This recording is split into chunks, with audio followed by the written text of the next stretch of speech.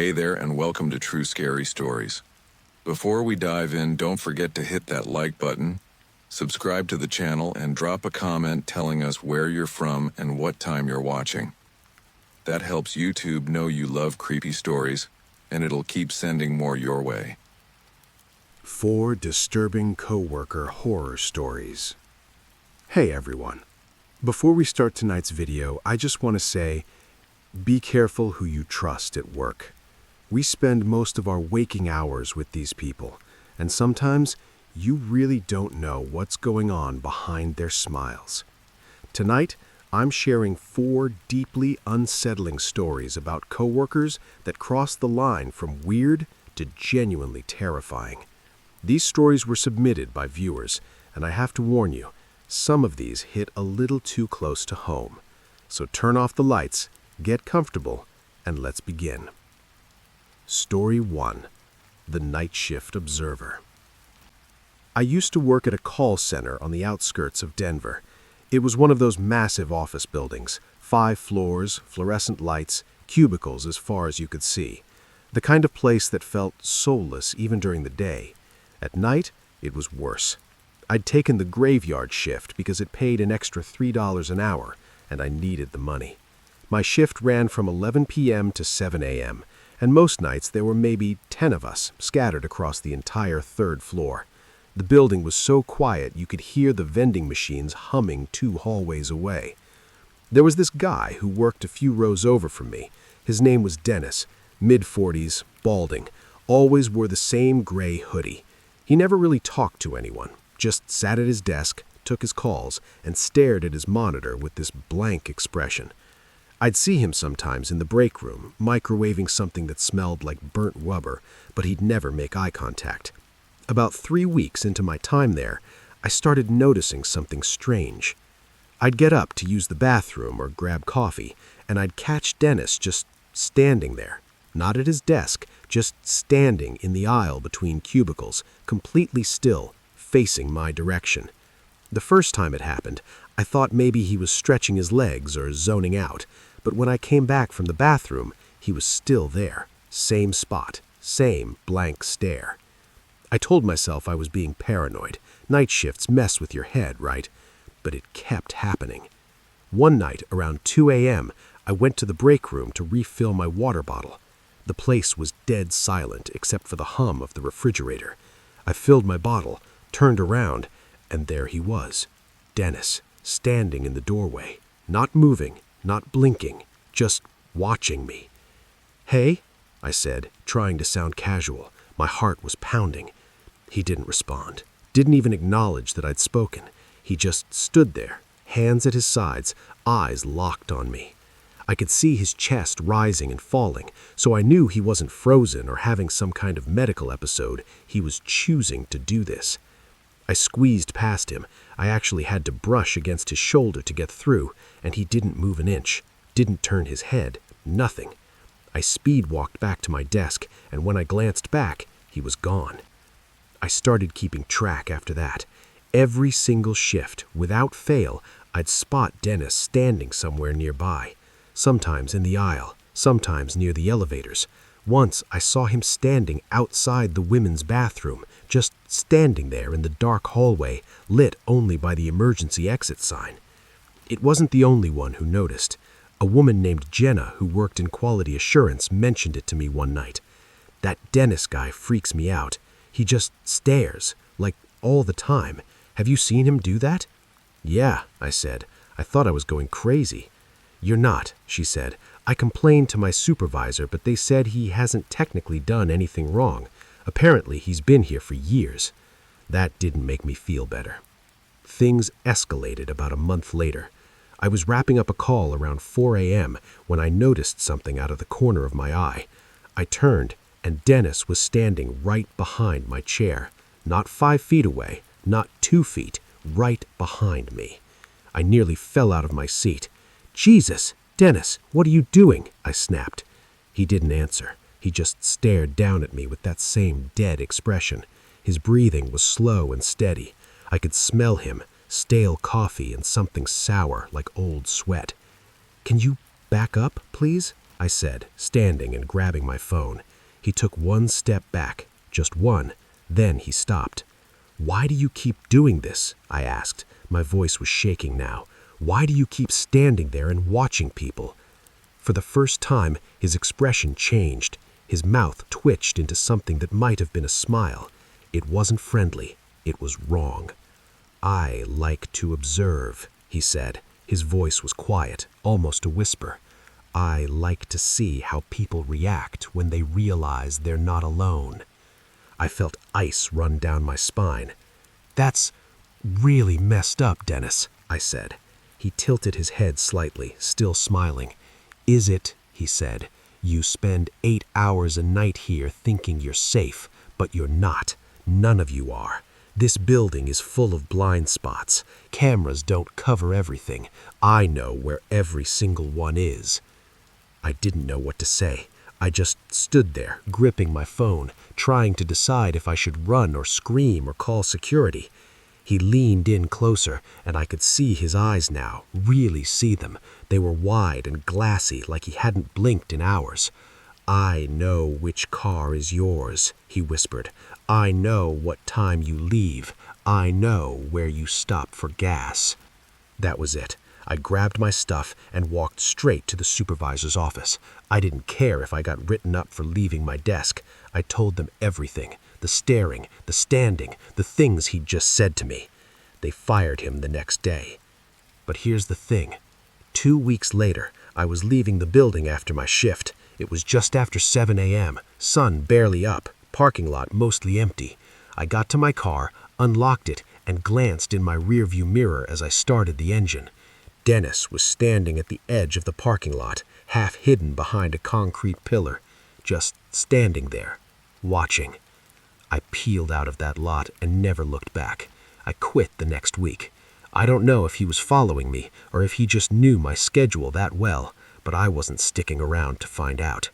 Sometimes I still think about what he said, about the blind spots, about how he knew which car was mine. I really hope he's moved on, but part of me doesn't think he has.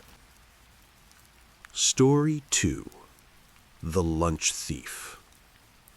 I know this one sounds stupid at first. Trust me, I thought so too. But just hear me out. I worked at a mid-sized accounting firm in Chicago. Normal office, normal people, nothing creepy about it. Except for one thing. Someone kept stealing lunches from the break room fridge. At first, it was just annoying. You'd put your food in there in the morning, and by noon, it'd be gone. No note, no apology, just gone. It happened to a few people over the course of a month, and we all figured it was just some jerk who didn't want to pack their own food. But then it got weird. My coworker, Brian, brought in a sandwich one day. Turkey and Swiss, nothing fancy. By lunch, it was gone, but whoever took it didn't eat it. They unwrapped it, took one bite out of it, then put it back in his lunchbox. One bite. Brian was furious. "What kind of psycho does that?" he said, holding up the sandwich. You could see the teeth marks in the bread. We laughed it off. Weird, sure, but harmless. Then it happened to someone else. Then someone else. Always the same thing. The food would be opened, one bite taken, then returned. People started getting paranoid. Someone suggested setting up a camera, but management said it was a privacy issue. So we were stuck just wondering. I didn't think it would happen to me. I usually went out for lunch, but one day I was broke and brought leftovers, spaghetti from the night before. I put it in the fridge, wrote my name on it in big letters, and went back to my desk. Lunchtime came. I went to the break room, opened the fridge, and there it was. My container was open. A single forkful of spaghetti was missing. But that wasn't the worst part.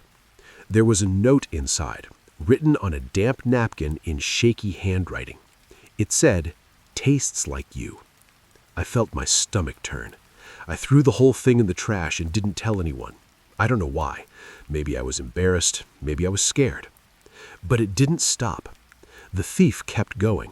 Different people, different lunches, always one bite. And then the notes started showing up for other people too. "You use too much salt. I liked yesterday's better. Did you make this yourself? It was like whoever was doing this wanted us to know they were paying attention, that they were watching what we ate, how we prepared it, maybe even watching us. One Friday, a woman named Angela brought in homemade cookies. She left them on the counter with a sign that said, "Free, help yourself." By the end of the day, they were gone. But the next Monday, she found the empty container on her desk. Inside was a note. "These made me think of my mother. She's dead now. Thank you." Angela quit 2 days later. We never found out who it was. Management wouldn't do anything, and eventually people just stopped using the break room fridge. We all started keeping our lunches at our desks or going out to eat. But here's what still bothers me. About a month after I left that job, I was at a coffee shop near my new office. I was sitting by the window eating a croissant when I felt someone staring at me. I looked up. There was a guy standing outside on the sidewalk, middle-aged, thinning hair, glasses. He was holding a cup of coffee and just staring at me, smiling. I didn't recognize him, but as I watched, he lifted his coffee cup, took a sip, and mouthed 2 words through the glass. "Tastes good." Then he walked away. I never saw him again, but I'm absolutely sure he used to work in that building. And I think he's still out there, still watching, still tasting. Story 3. The Second Shift. This story comes from a guy named Kyle who worked at a warehouse in Ohio. He doesn't work there anymore. The warehouse ran 2 shifts, 6 a.m. to 2 p.m. and 2 p.m. to 10 p.m. Kyle worked the second shift, which meant most of the building was empty by the time he left for the night. There were security guards, sure, but they mostly stayed near the main entrance. The warehouse itself was enormous, rows and rows of shelving units, forklifts parked in the dark, overhead lights that only turned on when you walked beneath them. Kyle said it always felt like you were being followed. He worked there for about 6 months before he met Owen. Owen was new. Quiet guy, maybe early 30s, always wore a beanie even though the warehouse was hot as hell. He worked in the same section as Kyle, picking orders and loading pallets. They didn't talk much at first, but Owen seemed nice enough, a little shy maybe, a little off, but harmless. One night, Kyle was working late, had to finish loading a truck before he could clock out. It was past 11 p.m. by the time he was done, and the warehouse was pitch black except for the emergency lights. He was walking toward the exit when he heard something. Footsteps. Not his own, someone else's. Slow, deliberate, echoing off the concrete floor. "Hello?" Kyle called out. No answer. He kept walking, faster now, and the footsteps kept pace behind him. He turned around, shining his phone flashlight into the darkness. Nothing. But the second he turned back around, he heard them again, closer this time. Kyle started running. He didn't care if he looked stupid, he just wanted out. He made it to the exit, slammed through the door, and stood there in the parking lot breathing hard. His heart was hammering in his chest. He looked back through the door's window. Owen was standing just inside, about 20 feet away, staring at him. Not moving, not smiling, just staring. Kyle didn't go back inside. He went straight to his car and sat there until his hands stopped shaking. The next day, he told his supervisor what happened. The supervisor just shrugged. "Owen's a little weird, yeah, but he's a good worker. Maybe he was just messing with you." Kyle didn't think so, but he let it go. For a while, things were normal. Owen kept to himself, and Kyle avoided him as much as possible. But then Kyle started noticing things. His locker had been opened. Nothing was missing, but his stuff had been moved around. His car was parked in a different spot one night, he was sure of it. Not far, just 1 space over, but he knew he hadn't parked there. And then there were the texts. Kyle started getting messages from an unknown number. No words, just pictures. The first one was a photo of the warehouse at night, empty, dark. The second one was a photo of Kyle's car in the parking lot. The third one was a photo of Kyle's house. He went to the police. They said there wasn't much they could do without proof of a threat. Kyle confronted Owen at work.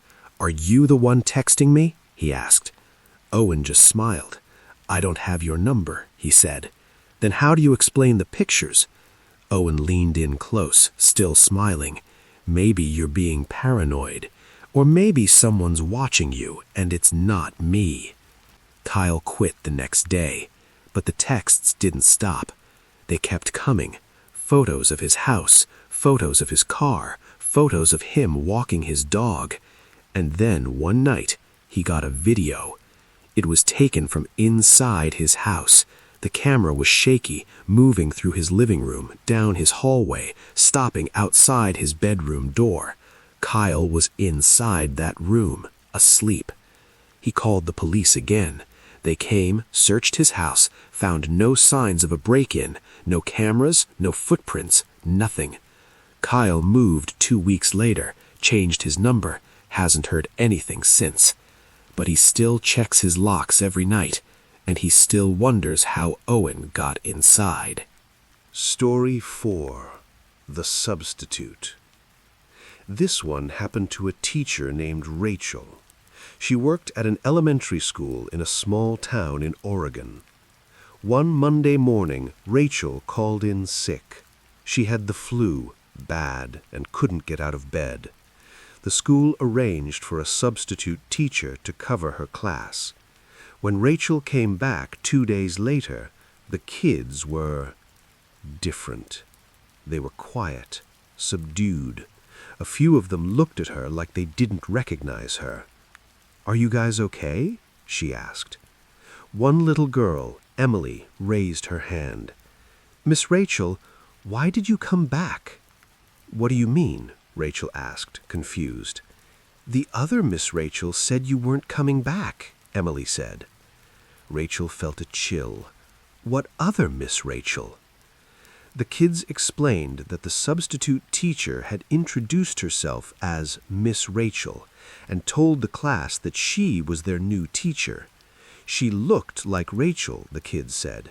Same hair color, same height, same glasses. But she wasn't the same. "She knew things about us," one boy named Trevor said. "Things we never told her." Rachel sat down at her desk, trying to process this. "What kind of things?" The children exchanged glances, like they were afraid to say. Finally, Emily spoke up again. "She knew about my cat, the one that died last summer. I never told anyone at school about that, but she asked me if I missed Whiskers. That was his name. How did she know?" Another student, a quiet boy named David, raised his hand. "She knew my mom was sick. She asked if my mom was feeling better, but I never told anyone my mom was in the hospital." Rachel's hands went cold. She tried to keep her voice calm. Did she do anything else strange?" Trevor nodded. "She took pictures of us." "Pictures?" "Yeah, with her phone, during reading time. She walked around and took pictures of all of us. She said it was for the school records, but—" Trevor trailed off. "But what?" Rachel pressed.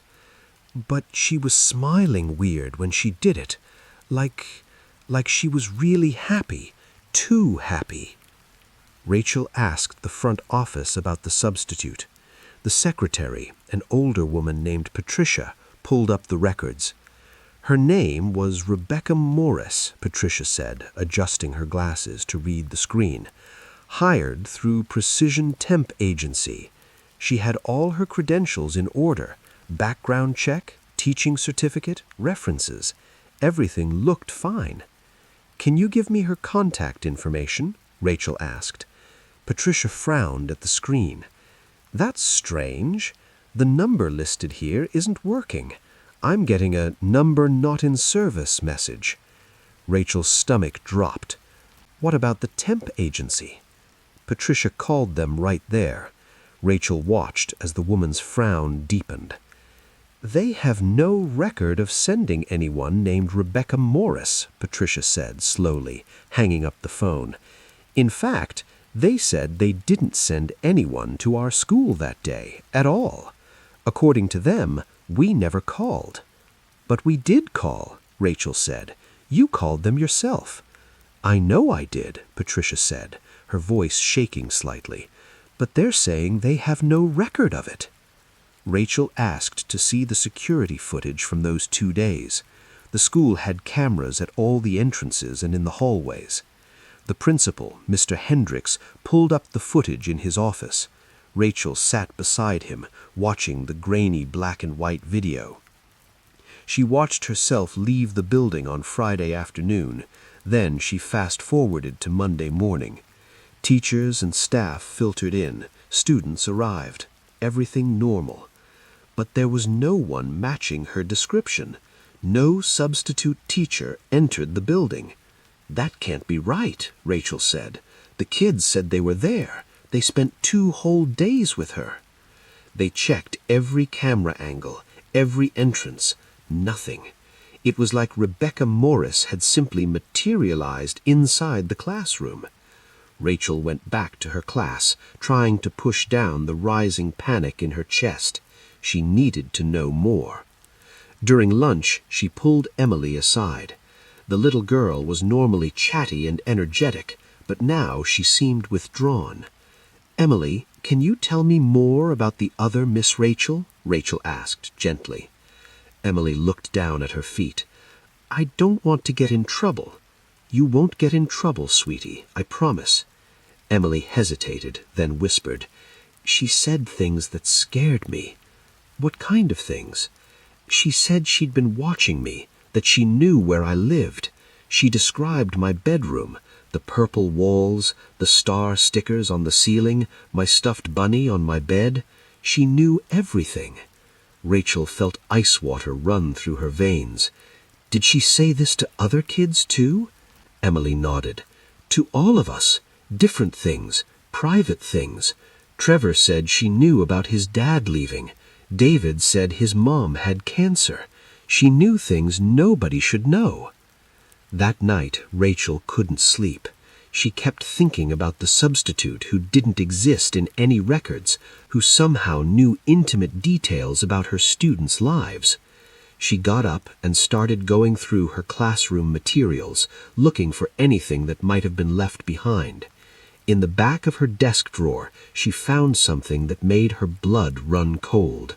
A notebook, red cover, spiral-bound. She'd never seen it before. She opened it. Inside were detailed notes about each of her students, not just names and grades, personal information, home addresses, parents' names and occupations, daily schedules, medical conditions, fears, habits. There were pictures, too, printed on regular paper, grainy and dark, photos of children in their homes, through windows. Some were asleep in their beds, others were playing in their yards, all of Rachel's students. Rachel's hands were shaking so badly she almost dropped the notebook. She called the police immediately. Detectives came the next morning. They took the notebook as evidence. They interviewed the students. They checked the security footage again. They found nothing. No fingerprints on the notebook except Rachel's. No digital footprint of Rebecca Morris anywhere. The temp agency maintained they'd never heard of her. But the parents were terrified. Several pulled their kids out of school. Rachel tried to continue teaching, but it was hard. The kids who remained were different now, jumpier, more scared. And then the phone calls started. It began with one parent, Trevor's mom. She called Rachel at home one evening, her voice shaking.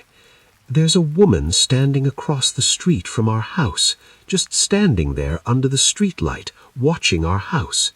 "What does she look like?" Rachel asked, though she already knew. She looks like you." Rachel told her to call the police. By the time they arrived, the woman was gone. But it kept happening. Different families, different nights, always the same description. A woman who looked like Rachel, watching from a distance, standing outside homes, appearing in yards at night, always watching. The parents started to suspect Rachel herself. Some accused her of stalking their children. The police questioned her multiple times. Her alibi was solid. She was home or at work, never anywhere near these sightings, but the suspicion remained. The stress became unbearable. Rachel took a leave of absence. 2 weeks into her leave, she got a call from Emily's mother. "Emily's been drawing pictures," the woman said. "I think you need to see them." Rachel drove over. Emily's mother led her to the kitchen table, where dozens of drawings were spread out. They were all the same scene, drawn over and over. A classroom, children at desks, and 2 identical figures standing at the front of the room, both labeled Miss Rachel. But one of the figures had something wrong with her face. In some drawings, the mouth was too wide. In others, the eyes were completely black. In one particularly disturbing image, the wrong Miss Rachel had no face at all, just a blank, smooth surface where her features should be. "Emily won't talk about it," her mother said quietly. "She just keeps drawing them, over and over." Rachel looked at the drawings, her stomach churning. When did she start? 3 days ago, the same night she woke up screaming. Screaming? What happened? Emily's mother's voice dropped to a whisper. "She said she woke up and saw someone standing at her window, someone who looked like you. The woman was pressing her face against the glass, staring in. Emily said her mouth was moving, like she was talking, but there was no sound." "Did you see anything?" "No, but when I checked the window, there were handprints on the glass, on the outside." Rachel felt lightheaded. "Did you call the police?" "Yes, they took pictures, dusted for prints, but they said the prints were too smudged to identify. They're treating it as an attempted break-in." But, she gestured at the drawings, Emily says it wasn't a break-in. She says the woman just wanted to look at her, to watch her. Rachel left Emily's house feeling sick. She drove home on autopilot, her mind reeling. As she pulled into her driveway, she noticed something on her doorstep. A box, plain brown cardboard, no label or return address. She should have called the police. She should have left it alone. But she opened it. Inside was a substitute teacher's badge, the kind that clips onto a shirt. The ID card had a photo on it, a woman with Rachel's hair, Rachel's glasses, Rachel's approximate build. But the face was slightly wrong, like someone had tried to recreate Rachel's features from memory, but couldn't quite get them right. The smile was too wide, the eyes were a slightly different shade. The name on the badge read, Rebecca Morris, substitute teacher. Below the photo, written in red marker, was a message. "Thank you for letting me borrow your life. The children loved me. They'll love me even more when I come back." Rachel dropped the badge like it was burning her. She called the police, but by the time they arrived, something else had appeared. Her mailbox was full of photographs, dozens of them. Photos of Rachel, at home, at school, at the grocery store, in her car. Some were taken weeks ago, others were from that very morning. And in the background of several photos, barely visible, was a figure. A woman who looked like Rachel, standing just out of focus, watching. The police launched a full investigation. They found nothing. No stalker, no Rebecca Morris, no evidence of who had left the box or the photos. But the sightings continued. Parents kept calling, the woman kept appearing, and then, 2 months later, it all stopped. No more sightings, no more photos, no more phone calls. Rachel tried to return to teaching, but she couldn't.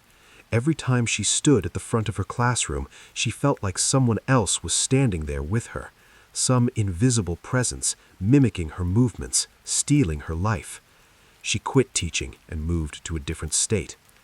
But here's what she never told anyone. 3 months after she moved, she was shopping at a Target in her new city. She was in the checkout line, loading groceries onto the belt, when she heard a child's voice behind her. "Hi, Miss Rachel." She turned around. A little girl she'd never seen before was smiling up at her, maybe 6 years old. She was holding her mother's hand. I'm sorry, I think you have me confused with someone else. The little girl's smile widened. No, you came to our school last week. You were our substitute. You said you were Miss Rachel. Rachel's blood turned to ice. What school? But the mother was already pulling the girl away, apologizing, saying her daughter must be mistaken. Rachel watched them leave, her heart hammering in her chest. She hasn't taught since then, but she keeps finding things. Teaching supplies in her apartment that she didn't buy. Children's drawings slipped under her door. Photos of classrooms she's never been in. And sometimes, late at night, she gets emails from an address she doesn't recognize. They're always the same. The children miss you. When are you coming back? Rachel doesn't know who's sending them, but she's starting to suspect that Rebecca Morris isn't stalking her. She's replacing her. And one day, Rachel will wake up and find that no one remembers who she really is. They'll only remember the substitute, the one who borrowed her face and never gave it back.